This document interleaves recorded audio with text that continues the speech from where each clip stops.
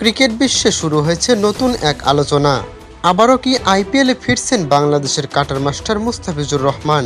যে ক্রিকেটারকে একসময় দল থেকে দূরে সরিয়ে রাখা হয়েছিল, আজ তাকে ফেরাতে মরিয়া কলকাতা নাইট রাইডার্স।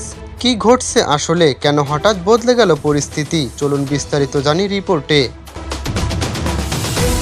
আইপিএলের অন্যতম জনপ্রিয় দল কলকাতা নাইট রাইডার্স, কিন্তু চলতি মৌসুমে বড় ধাক্কা খেয়েছে দলটি। দলের প্রধান বিদেশি পেসার মাথিসা পাথিরানা ইনজুরিতে পড়ায় তার খেলা এখন প্রায় অনিশ্চিত।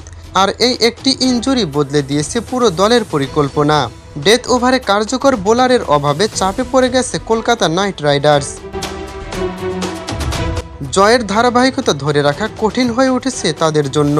ঠিক এই সময়ে সামনে আসছে এক পরিচিত নাম, মুস্তাফিজুর রহমান। একসময় বড় অঙ্কের অর্থ খরচ করে মুস্তাফিজুর রহমানকে দলে নিয়েছিল কলকাতা নাইট রাইডার্স।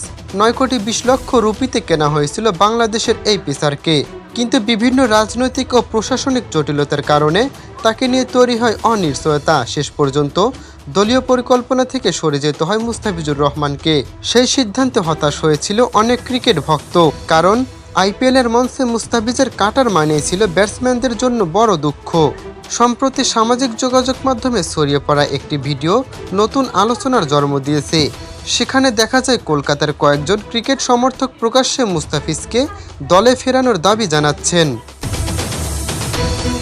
তাদের ভাষায়, দলের প্রয়োজনে মুস্তাফিজই হতে পারে তাদের সমাধান।